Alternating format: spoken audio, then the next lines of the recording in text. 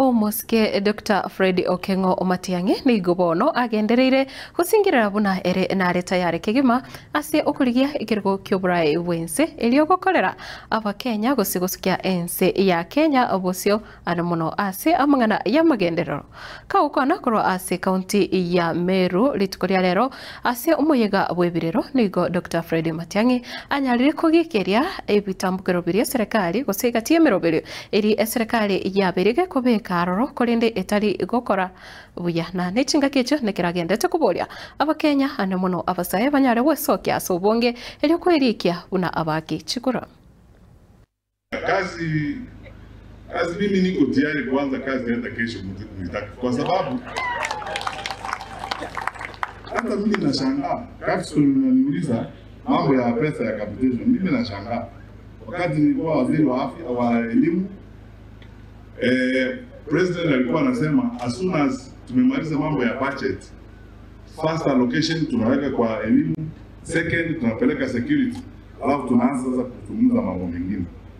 Sasa hii mambo naniambia walimu na ninaongeanga na walimu wengi kwa sababu ya my colleagues, some of them tulikuwa nao shule Kenya.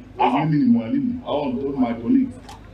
I am not able to understand what is going on, this kind of madness going on. 83 weeks to closing, there's no capitation.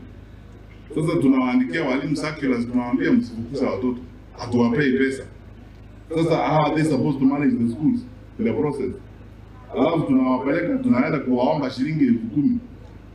Medical cover yao haifanyi kazi. Na hiyo medical cover, ukiangalia line item kwa allocation ya pesa ilienda kwa TSC, hiyo medical cover ni 17 billion shillings.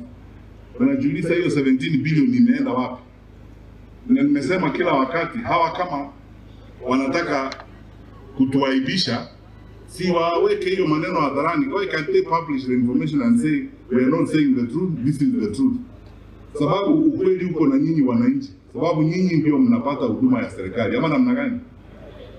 Wananchi walalamiki bure, wananchi wanalalamika kwa sababu hakuna huduma kutoka kwa serikali.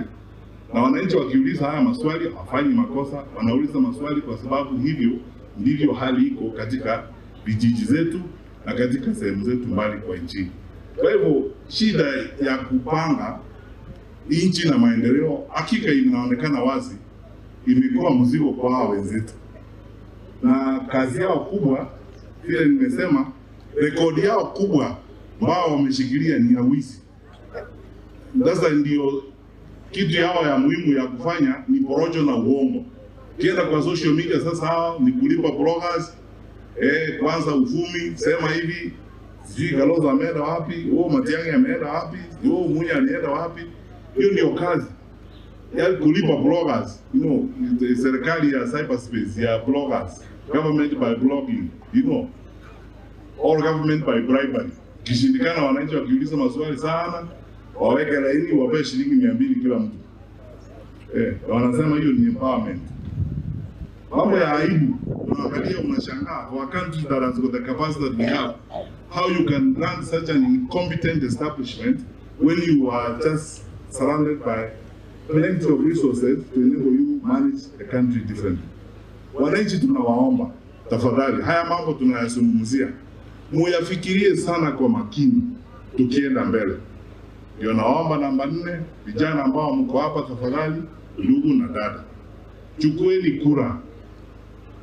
Tunaweza kuongea haya maneno namna hii, tupige dance, tuombe, sawa ni kuomba, sawa ni kupiga hiyo dance.